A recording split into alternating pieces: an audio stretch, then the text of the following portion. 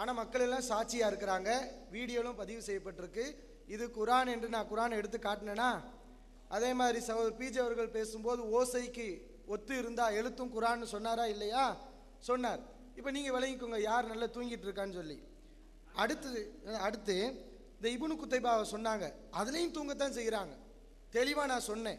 இப்னு குத்தைபா சொன்னார், இது ஒரு சாராருடைய வழக்கமாக இருக்குமே, ஆனால் குரானில் எந்த பிழையும் இல்லை அப்படிங்கிற அவர் சொன்ன வாசகத்தை நான் வாசித்து காட்டினேன். அதையும் என்ன செஞ்சாங்க, கவனிக்காமல் தூங்கிட்டு இருந்திருக்கிறாங்க. தூக்கம்னாலும் தூக்கம், பயங்கரமான தூக்கமாக இருக்குது. அடுத்து என்ன செய்கிறாங்கன்னா, 2 பதிலையும் சொல்லியிருக்காருண்டாங்க.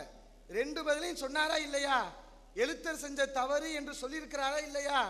அப்படி நான் சொல்லிட்டு இதை விட பயங்கரமாக இன்னும் அழுத்தமாக இப்னு குத்தைபா சொல்றாரும் ஒரு வாசகத்தை சேர்த்தும் சொன்னேன். அதே மறந்துட்டீங்க, அப்ப தூங்கி இருக்கிறீங்க. அது என்ன சொன்னா, வலவுக்கான ஹாதா ஐபன் எரிஜி அலல் குர்ஆன், எழுத்தர்கள் செஞ்ச தப்புங்கிற ஒரு பதிலையும் சொல்கிறார். அப்ப இப்னு குத்தைபாக்கு என்ன சந்தேகம் வருதுன்னா, எழுத்தர்கள் செஞ்ச தப்புன்னு நம்ம சொல்றதுனால இது குர்ஆன்ல நம்ம தப்பு சொல்லிட்டோம் அப்படின்னு மக்கள் நினைச்சிருவாங்களோ அப்படிங்கிறதுக்காக அந்த டவுட்டையும் கிளியர் பண்றார். எழுத்தர் தப்பு செஞ்சாருன்னு சொன்னதுனால இது குர்ஆனுக்கு எதிராக வராது. ஒரு பேச்சுக்கு இதை குர்ஆனுக்கு எதிராக உங்களை மாதிரியான ஆட்கள் கொண்டு வருவார்களே, ஆனால் ல ரஜா அலைஹி குல்லு ஹதைன் வகா ஃபி கிதாபத்தில் முஸ்ஹஃபி மின் தொரிக்கி தஹஜ்ஜி, எழுத்து பிழை ரீதியில், எழுத்து ரீதியில் முஸ்ஹஃபை எழுதும் போது ஏற்பட்ட எல்லா பிழைகளும் குர்ஆனுக்கு எதிராக வரும். அதையெல்லாம் நம்ம குர்ஆனுக்கு எதிராக நினைக்கிறோமா? இல்லை. அப்ப இதை எதுவுமே எடுத்துக்கிட்டு போ அப்படின்னு இப்னு குத்தைபா சொல்லியிருக்காருன்னு சொல்றேன். அதை கொண்டு கொள்ளாம விட்டுட்டாங்க. இனி அடுத்து வரும் இப்னு குத்தைபா என்னென்னலாம் சொன்னாருன்னு பட்டியல் வரத்தான் போகுது. அன்புள்ள சகோதரர்களே, குர்ஆனை எழுதிய அந்த எழுத்தர்கள் சில பிழைகளை தவறுதலாக செஞ்சுட்டாங்கிற பட்டியல் போட்டு வந்தோம். முதலாவதாக நுஞ்சி சம்மந்தமாக கேட்டோம். இப்போ வரைக்கும் பல்டி அடிச்சு தான் இருக்காங்களே தவிர பதில் சொல்லலை. இரண்டாவதாக ஃபமா லில்லதீன என்ற வசனத்தை சொல்லி கேட்டோம். எல்லா இடத்துலையும் லில்லதீன வரும்பொழுது அலிஃப் சேர்க்கப்படவில்லை, இந்த இடத்துல மட்டும் அலிஃப் சேர்க்கப்பட்டிருக்கு, எடுக்கப்படாமல் இருக்குது. ஆனால் லில்லதீன ஃபமா லில்லதீன என்று யார் ஓதினாலுமே ஒரு பிரச்சனை இல்லை. அதை எடுத்து எழுதும் போது ஏன் அலிஃபை சேர்த்துருக்கீங்க, அது ஏன் எடுக்கலை, அது தவறுதலாக தான் நடந்திருக்குது, இதுக்கு என்ன விளக்கம் சொல்ல போறீங்க, பதிலை சொல்லுங்கன்னு கேட்டால் பதிலை சொல்ல. லாக்கினா ஏன் கேட்கல, லாக்கினா ஏன் கேட்கலன்னு கேட்குறாங்க. இது எப்படின்னு கேட்டால், கூரையில் ஏறி கோழி பிடிக்க தெரியாது, அது தெரியாதவன் வானத்தில் ஏறி புறா பிடிக்க போன கதையாக இருக்குது. அவுட்டான கொஸ்டின்னு சொல்லிட்டு இருக்கிறேன். இது கேட்டுக்கிறோம்ல காலையில், நீங்கள் எதிர்பார்த்த கொஸ்டின் தான் வருமா? கேட்ட கேள்விக்கு முதல்ல பதில் சொல்லுங்க, அதுக்கு பதில் வரல. சரிங்க, காலையிலேருந்து கேட்டுருக்கிறீங்கல்ல, உங்களுக்கு 10 மார்க் கொஸ்டின் விட்டாச்சுங்க, பல்காக 10 மார்க் எடுத்துகிட்டு போங்க. 2 கேள்விக்கு தான் தப்பாக பதில் சொல்லிட்டு பதிலும் சொல்ல முடியாமல் கோழி முட்டையாக இருக்குது, இதுக்கு பல்காக எடுத்துகிட்டு போங்க. அதில் ஏன் நம்ம புகாரை சொல்லிட்டோம்ல, என்ன பிழை ஏற்பட்டுள்ளது என்பதை அந்த குர்ஆன் விரிவுரையில் எழுதப்பட்டிருக்கா இல்லையா? லாக்கின்னா என்பதில் அந்த அலிஃபு கூடி இருக்கிறது என்பதற்கான காரண காரியத்தை எழுதணும்ல, இதுதாங்க அதில் எழுதப்பட்ட விஷயம். இதுக்கு நீங்கள் என்ன பதில் சொல்கிறீங்கன்னு சொல்லுங்கள், சரியா? 10 மார்க் கொஸ்டின். அடுத்து நம்ம வாதத்துக்கு வருவோம். அடுத்து என்னன்னு கேட்டிங்கன்னா, இன்னொரு பிழை. திருக்குர்ஆனில் 96வது அத்தியாயத்தில் 15வது வசனத்தில் ல நஸ்ஃபஅம் பின் நாசியா என்ற ஒரு வசனம் வருகிறது. நஸ்ஃபஅன்னா என்னது? நாம் பிடிப்போம் என்ற அர்த்தம், ஒரு வினைச்சொல். உங்களுக்கு சிம்பிளாக புரிய வைக்கிறதா இருந்தால், வினைச்சொல்லை பொறுத்த வரைக்கும் அதில் அதனுடைய கடைசி எழுத்தில் தோ ஜபரு, தோ ஜபரு, தோ ஜேரு, தோ பேஸ்லாம் வராது. போட்டிருக்கு பார்த்தீங்களா? இந்த அலிஃபில் அலிஃபுக்கு தோ ஜபர் வந்திருக்கா? இங்கே பாருங்க, நஸ்ஃபஅன் ஐனுக்கு பக்கத்தில் ஒரு அலிஃபை போட்டு தோ ஜபர் போட்டிருக்கிறாங்க. இது பெயர் சொல்லில் தான் வரும், இது வினைச்சொல். வினைச்சொல் அப்படி வராதுங்க. ஆனால் அப்படி வந்துருச்சுன்னு வைங்களேன், ஒருவேளை வினைச்சொல்லில் கடைசி எழுத்து முடிகிற எழுத்து இன்னில் முடியுதுன்னு வைங்க, ல நஸ்ஃபஅன் என்று முடியுது. முடியும் போது அது எப்படி எழுத்துல கொண்டு வரணும்னு கேட்டால், லாம் போட்டு நூன் போட்டு சீன் போட்டு ல நஸ் ஃபே ஜபர் ஃபா, ல நஸ்ஃப ஐன் போட்டு நூன் போட்டு தான் சுக்குன் வைக்கணும். ல நஸ்ஃபஅன் என்று நூன் போட்டு தான் சுக்குன் வைக்கணும். இவங்க என்ன பண்ணியிருக்கிறாங்கன்னா, அங்கே அந்த ஐனுக்கு எடுத்து நூன் போட்டு சுக்குன் வைக்காம, அது அவங்க கவனத்தையும் மீறி ஒரு தவறுதல் நடந்திருக்குது. அவங்க என்ன செஞ்சுக்கிறாங்க, அலிஃபை போட்டு ஒரு பெயர் சொல்லுக்கு தோ ஜபர், தோ ஜேர், தோ பேஸ் வைப்பாங்க இல்லையா, அது நசப அங்கே பயன்படுத்தி இருக்கிறாங்க. இது தவறு என்று நாங்கள் சொல்கிறோம். இது 4வது, சரிங்களா? ஒன்று அவுட் ஆக்கி விட்டோம் கொஸ்டின், 10 மார்க் கொஸ்டின், சரியா? அதுக்கும் பதில் சொல்லுங்க, இதோட சேர்த்து 4, இதுக்கும் பதில் சொல்லுங்க. அடுத்து அவங்க ஒப்பந்தத்தை பற்றி ஒரு படம் காட்டினாங்க. பெரிய படமாக தான் காட்டினாங்க. முதல்ல அடிப்படை விஷயமே விளங்கலைன்னு தான் தோணுது. ஒப்பந்தத்தில் காலையில் இருந்து சாயந்தரம் வரை நைட்டு வரையும் பேசணும்ல, எல்லாத்தையுமே எழுதி வச்சிருக்கிறோம். ஒப்பந்தத்தில் வந்து விடிய விடிய பேசுவோம். எதை பேப்பரில் எழுதுகிறோமோ அதுதான் ஃபைனல், அதுதான் முடிவு.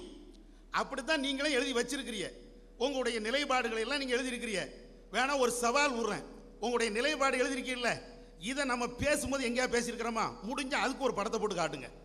இதை கடைசியில் நாம் எழுதுகிறோம், அதுக்கு பின்னால் தான் அவங்களும் சேர்ந்து எழுதுகிறாங்க. கடைசி ஃபைனலாக படிக்கும்போது தான் அதை கிளிப் அதில் வந்து வீடியோலாம் எடுத்திருப்பாங்க, வேணா பாருங்க. அப்போ இது எதுக்கு இதை சொல்ல வரோம்னா, ஒப்பந்தம் போடும்போது பல விஷயங்களை பேசுவோம், அதில் கூடுதல் குறைவெல்லாம் இருக்கும். ஃபைனலாக நாம் 2 பேரும் சேர்ந்து கையெழுத்து போட்டிருக்கிறோமா இல்லையா? அதில் என்ன போட்டிருக்கிறோம், அதில் என்ன போட்டிருக்கோன்னு நீங்கள் பாருங்க. 2 தலைப்பு போட்டு வச்சிருக்கிறோம். நிலைப்பாடுகளில் வந்து 2 விஷயத்தை எழுதி வச்சிருக்கிறோம். ஒரு விஷயம் என்னன்னு கேட்டால், இறைவன் இறக்கி அருளிய அந்த குர்ஆனில் எழுத்து பெற இல்லை, மனிதர்கள் எழுதுகின்ற பொழுது அந்த எழுத்தர்களில் தவறு வந்திருக்குது அப்படின்னு ஒரு வாசகத்தை போட்டிருக்கிறோம். அடுத்து அது மாத்திரம் நம்ம சொல்லலை, எதிர்த்தரப்பின் அறிஞர்கள் தான் குர்ஆனுக்கு எதிராக நச்சு கருத்துக்களையும் யூத கருத்துக்களையும் முஸ்லிம்களின் ஈமானை பறிக்கக்கூடிய மாபெரும் விஷம கருத்துக்களையும் குர்ஆனை கேவலப்படுத்தும் கருத்துக்களையும் கூறி குர்ஆனை இழிவுபடுத்துகின்றனர். இப்படின்னு நீங்க கையெழுத்து போட்டீங்களா? கையெழுத்து போட்டிருக்கீங்களா இல்லையா?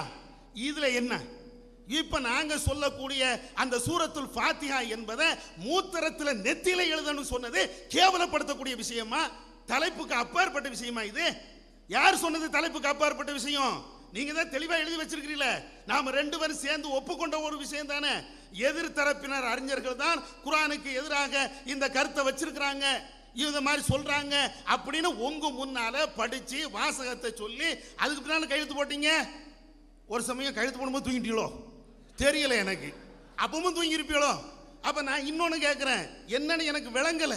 இவ்வளவு காலையில உங்க ஆளு படிச்சாரா இல்லையா? உங்க நிலைப்பாட உங்க ஆளு படிச்சாரு, எங்க நிலைப்பாட எங்க ஆளு படிச்சாங்க, இங்க இருக்கக்கூடியவங்க. அப்பமாவது கவனிக்கணுமா இல்லையா? எதிர்த்தரப்பினர் அறிஞர்கள் தான் குர்ஆனுக்கு எதிராக பேசுறாங்கன்னு சொல்லியிருக்கிறோமா இல்லையா? அப்ப இவ்வளவும் இருக்குது. அதனால தான் நாங்க எடுத்து வைக்கிறோம்.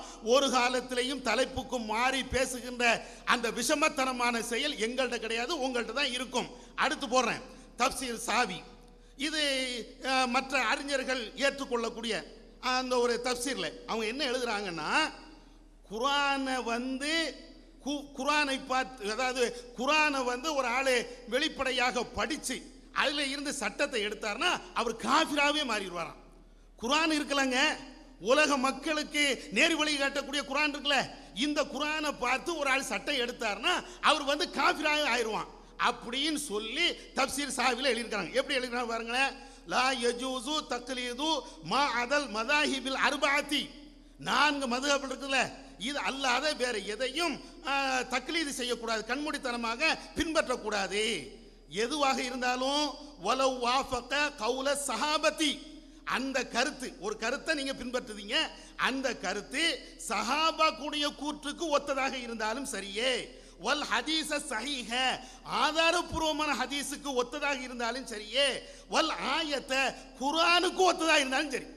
அட குர்ஆனுடைய வசனத்தை சொல்லி நீ வந்து தண்ணி அடிக்காதப்பா, அல்லாஹ் குர்ஆன்ல தண்ணி அடிக்க கூடாதுன்னு இருக்கிறான் என்று நான் ஆயத்தை சொல்லி உங்கள்கிட்ட சொன்னாலும் நீங்க அதை பின்பற்றக்கூடாதான்.